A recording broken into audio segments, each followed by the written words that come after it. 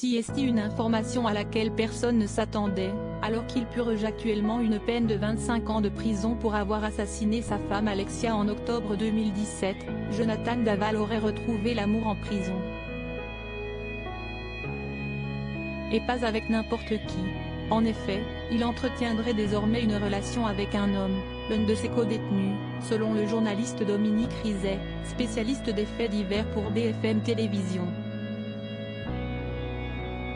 Un choc, lorsque l'on sait que la vie de cet homme, si trouble, avait été fouillée au crible pendant l'enquête et que rien n'avait orienté les enquêteurs sur cette piste.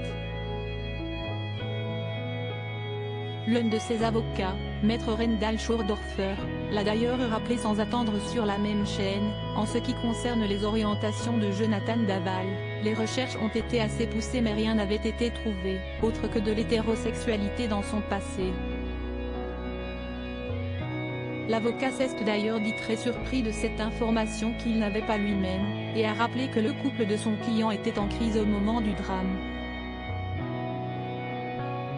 Décortiquée par les experts, la relation entre Jonathan et Alexia Daval était en effet très difficile, notamment en raison d'un enfant, que le couple n'arrivait pas à avoir.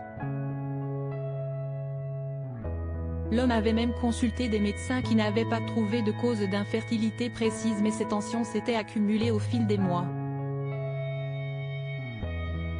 Peu de temps après, visiblement au cours d'une dispute, Jonathan Daval était passé à l'acte en étranglant sa femme Alexia, puis en tentant de brûler son corps.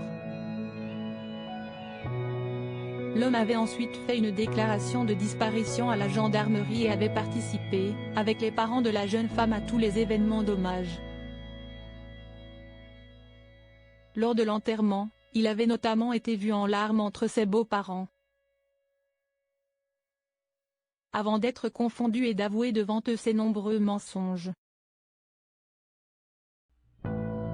Alors, cette nouvelle relation témoigne-t-elle d'un nouveau mensonge dans la vie de Jonathan Daval, ou bien d'une réelle attirance que celui-ci n'aurait pas voulu avouer?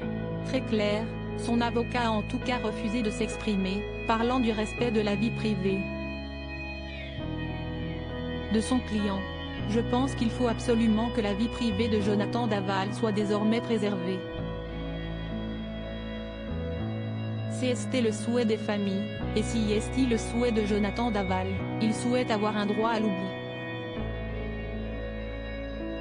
Tout a été dit, tout a été écrit sur cette affaire et je pense qu'aujourd'hui, il souhaite conserver une certaine dignité, a-t-il asséné.